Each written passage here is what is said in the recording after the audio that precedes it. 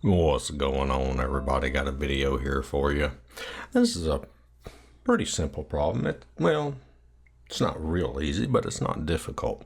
So we want to find the exact value of the sine of inverse cosine of 1/4. All right, so the first thing we're going to do is we are going to let theta equal the inverse cosine of 1/4. That is a 4 there. All right. So there's a property that says that this means that cosine theta is equal to 1/4. All right. So we can draw a triangle, and we have cosine theta equals a positive 1/4. Well, and the inverse cosine of a positive number is in the first quadrant. Okay, remember, inverse cosine is either in the first quadrant or the second quadrant. If it's positive, it's in the first quadrant. If it's negative, it's in the second quadrant. So let's see if we can draw a straight line here. So we've got our triangle here, and remember that cosine theta is equal to x over r. Okay, x is 1 and r is your hypotenuse, so that's 4. And what we want to do is we want to figure out the length of this side. We want to know what y is.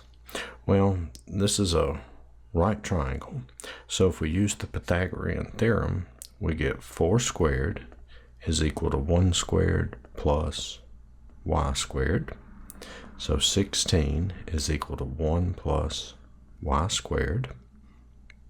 And so that's going to give us 15 is equal to y squared. So y is equal to the square root of 15. It would be plus or minus square root of 15, but you can see that 15 is positive here. Okay, so this is 15. All right. So let's just rewrite the problem down. Sine of inverse cosine of 1/4 is equal to the sine of theta. Because you see up here, I let theta equal inverse cosine of 1/4. So I just replaced the inverse cosine of 1/4 with theta. And what is sine? Well, sine is equal to y over r. And so you can see y, that should be the square root of 15. So y is equal to the square root of 15